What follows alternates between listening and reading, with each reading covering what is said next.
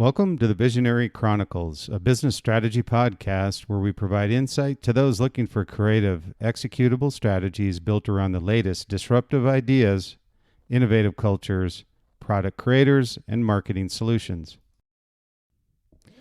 Hello and welcome to the Visionary Chronicles. Today we're going to talk about a brand community. What I get a lot of questions on, whether it's Liquid Mind or through the podcast is, hey, I've got to supposedly have a brand, but I have no following. Well, you probably don't have a brand. And it's a challenge. It's really hard for a lot of people to understand the commitment that's required, the funding that's required, and the consistency that's required to build the brand social following, whether it's Facebook, Instagram, Snapchat, TikTok. There's so many that you have to look at what's right for your brand and understand who you're trying to build the following with and what else they have detracting from their attention. It isn't back in the day where we had no iPhones and people had an attention span where they were sitting there for literally a couple minutes absorbing the content that you were providing to them. That's no longer the case. And by the way, that changes literally monthly, if not daily, on how people absorb content, what strikes their interest. And many times people are surprised by that. Well, I have so much great content. Why aren't people following our brand? And then the next question is, how do we build a following? So both are important questions. So we'll talk about those today on this podcast. And the podcast is called Brand Community, How to Build a Brand Social Following. So it's a real challenge for people to understand how to do this. So I thought this quote from Peter Drucker was pretty interesting. The most important thing in communication is hearing what isn't said. And so you kind of intuitively want to understand what your community wants to hear from you without them telling you. And that kind of goes back to Peter's quote, hearing what isn't said, goes back to providing content that you feel will be valuable for those who you want to follow your brand. And not all followers are created equal. You want influencers, or you just want likes, you want followers. You really have to define what your intent is. And so when we look at building a brand community, it's an effective way to engage with your customers. It truly is. It's a great way as long as you're engaging consistently and authentically. It's a great way to engage with your customers. Create loyalty through your community and the lifestyle that you're promoting. And a group of brand advocates that could eventually be your influencers, which is extremely important. And so I've seen a lot of our brands, when we build a social media strategy built around a clear direction of who you want to target and the channels you want to use, these are things that eventually fall into, we would love to have brand influencers or advocates. And I'll say, based on what you're selling, you want to make sure you're very careful with your influencer strategy. And I'll talk about that for a little bit here before we get into the brand social following, because it's very important to make a distinction between a follower and an influencer. A follower may just be there to embrace the new products that you're releasing, the categories of products you have. If you're a run brand, maybe they obviously would love your running shoes, but maybe they love your apparel. So a follower is truly somebody that you have in your community that just loves your brand or loves the product, and they just wear it and find it effective for their particular use, whether a runner or athlete, football, baseball, basketball, whatever it happens to be. But an influencer is different. And the reason I say that is because all the brands that I've been with, the brands that we work with, you got to be very careful. An influencer has to be authentic. And what I say by that is that if you put your run shoes on someone who's clearly not a runner and you flag them as an influencer, you lose your credibility and authentication. So be careful. Same thing with football, same thing with basketball, whatever it happens to be. So be very careful and very selective on who you use as an influencer for the voice of your brand. They have to be authentic and they have to match the image of your brand. So that's kind of a 30,000 foot view of the difference between an influencer and a follower. But I wanted to put that out there because many brands don't understand the difference. And it's probably one of the most important things that you could do as a brand is have a clear and distinct influencer strategy and targeting strategy for influencers, and a more holistic strategy around how you're going to build followers. So again, building a brand community is an effective way to engage with your customers, create loyalty, and a group of defined brand advocates who can promote your products or services. And I say targeted for a reason. Just as I had mentioned, be very careful on that distinction. So building your community requires precise, and I say very precise, brand positioning. And to talk about that for a minute, I mean, clearly, who are you? What do you do? How do you do it? Who are you targeting? How are you different from your competitors? Understanding who your competitors are. You can't believe all the brands that we work with, where they clearly don't know who their competitors are. They feel they've got this blue ocean opportunity with no sharks in the water and no blood where they're currently fishing.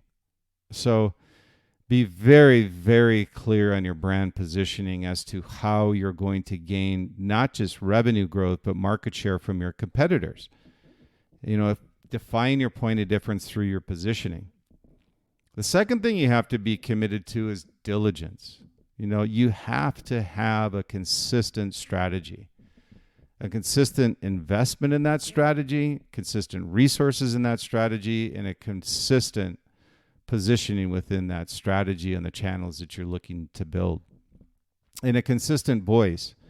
And that voice comes through that positioning. It also comes through your culture, the lifestyle that you're trying to sell with your brand, a consistent voice. An inconsistent voice may be something that says one thing one day and says or does or shows something else the next day.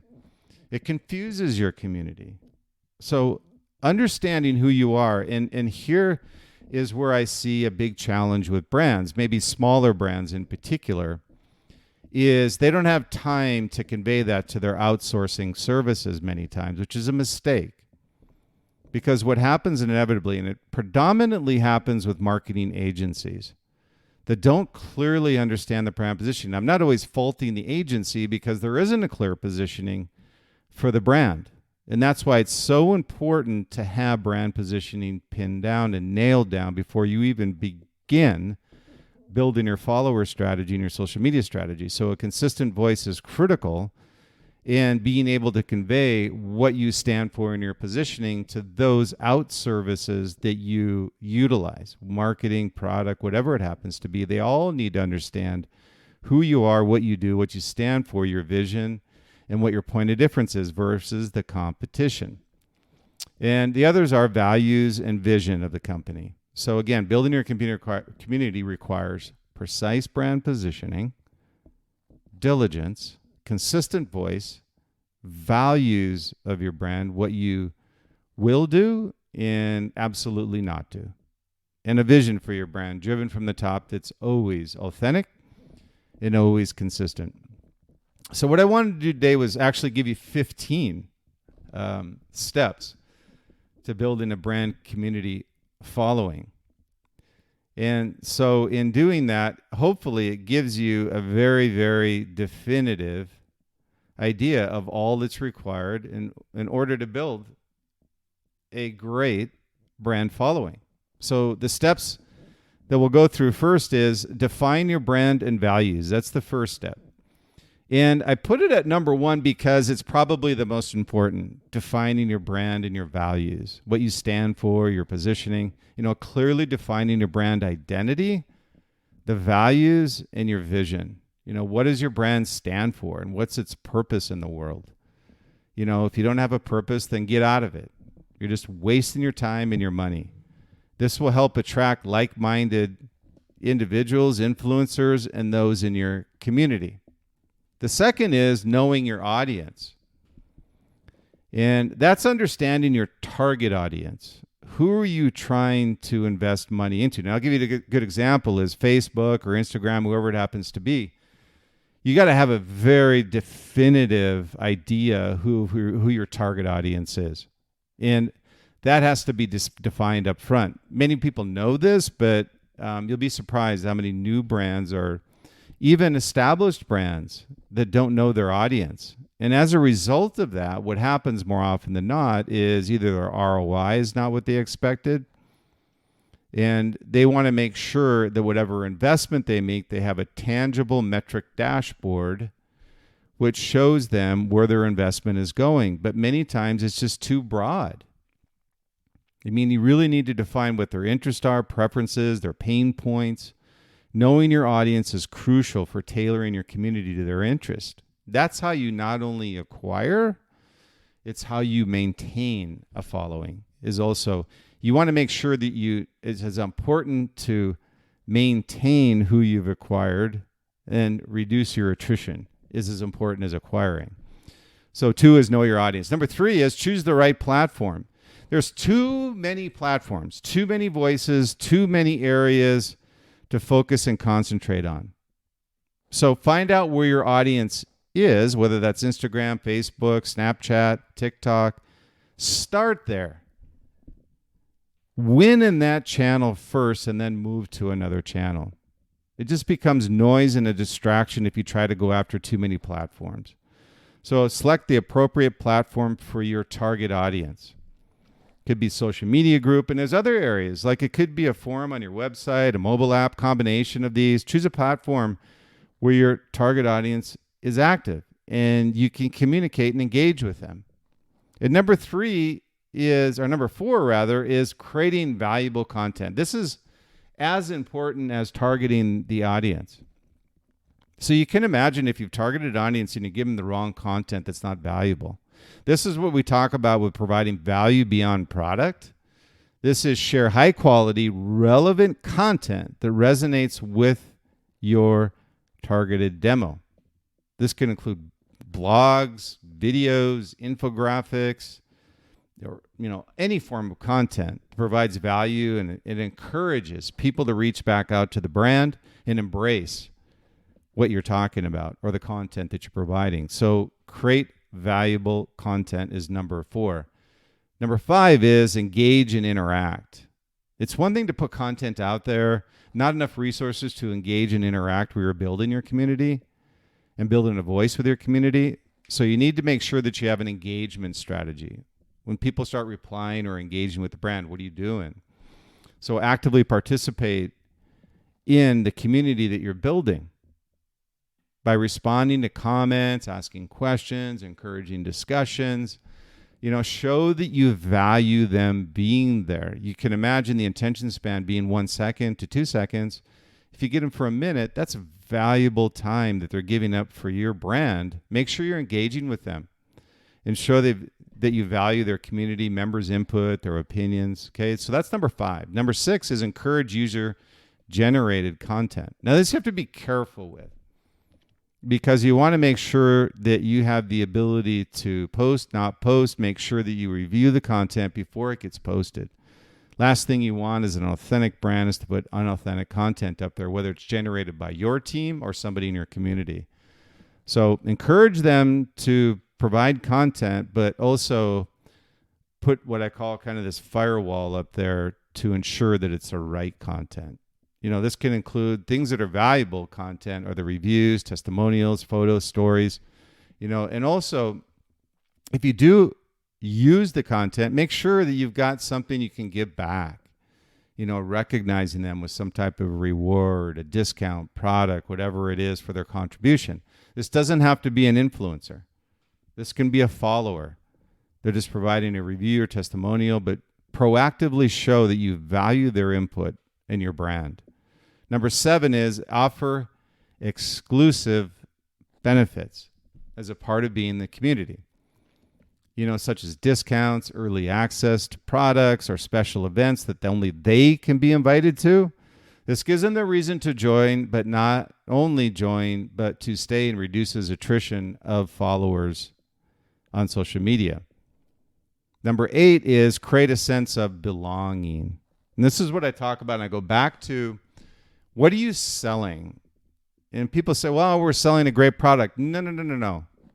What are you selling as a brand? You're selling your culture to the people that work with you and are part of your community, but you're selling a lifestyle that people want to be a part of. So create a sense of belonging.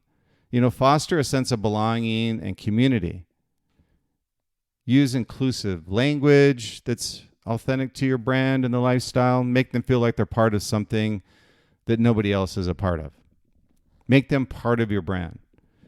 And number 9 is, this is part of engagement, but it's moderating effectively. Put community guidelines and moderate the community to ensure positive and everyone's respectful inside of the 4 walls of the community. Address any issues. You'll have them. If you don't have a policy or something where people put comments out there because of the political correctness or otherwise, whatever it is, people's opinions, everybody has different opinions, and that's great. You want to embrace these, but you also want to have some moderation. Address any issues or conflicts promptly, okay, and fairly. Number 10 is host events. Organize online and offline events. They're great. They allow for engagement with your community, and that can be through webinars, workshops, meetups. Community members connect with each other and your brand. So these are like little exclusive events and activities. Maybe it's a get-together within a region that your brand is doing really well. Maybe it's a new door opening, whatever it happens to be. But that's pretty cool if just your community is invited to these types of events, because what that does is, we call it WOM, word of mouth, is very important and very inexpensive marketing. Utilize it. And number 11 is listen and adapt. Pay attention to feedback and suggestions from your community. Maybe there's some valuable input there as to something that will make your brand, you maybe increase your brand equity as a result. So, use this input to improve your products or services and adjust the community experience where necessary. Just not listening, just keep posting, and never engaging, never moderating, or never listening or adapting is just unacceptable. And your community will suffer as a result. And number 12 is metric dashboard, right? Measure success. Set clear goals for your brand community. And this could be something as simple as, hey, we want to go from 1,000 to 10,000 followers on Instagram. Well, how are you going to do that? Well, it's a key metric, and you've got a timeline for achieving that, plus an investment to do so with resources. So, metrics on the dashboard are going to be like engagement levels, membership growth, user-generated content. Adjust your strategy based on this data. If you're not getting content, you're not getting engagement, you're not getting follower growth, that's where you need to listen, adapt, and measure and change. Number 13 is evolve. As your brand community grows, evolve the strategy, meet the changing needs and preferences, increase resources, but make sure that you're always sticking with your original strategy of engaging with your community and providing value. Try different types of engagement tactics and techniques. Engaging is probably the most important thing in growing your following, in addition to content, valuable content that people absorb.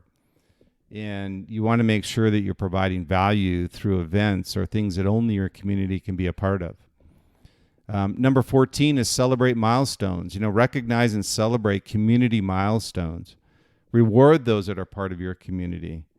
This can include anniversaries, reaching a certain number of members, successful campaigns, whatever it happens to be. Reward your members of your community. Celebrate these milestones with them. And number 15 is promote advocacy. Okay, encourage community members to become brand advocates by sharing their experiences. This is different than an influencer, by the way. Advocates are just sharing their experience and providing reviews. And wherever you get a review, promote it, reach back out to that community member, and make sure that they're rewarded as a result. And here's the key to utilizing this advocacy is not only reach out to that member, but promote it on the sites where your community is as to what you've done for that member.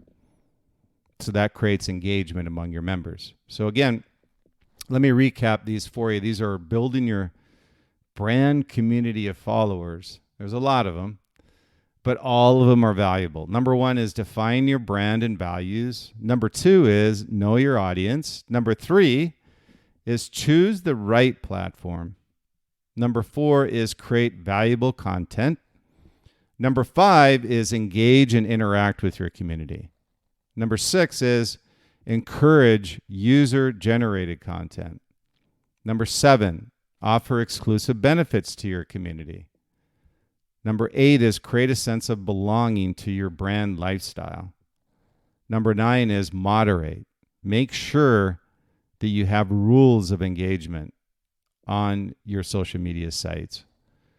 Number 10 is host events and activities. Reward those who are a part of your community. Number 11 is listen and adapt if needed. Number 12 is measuring your success through a metric dashboard. Number 13 is as you grow, continue to evolve how you engage with your community and grow it. Number 14 is celebrating milestones as you grow.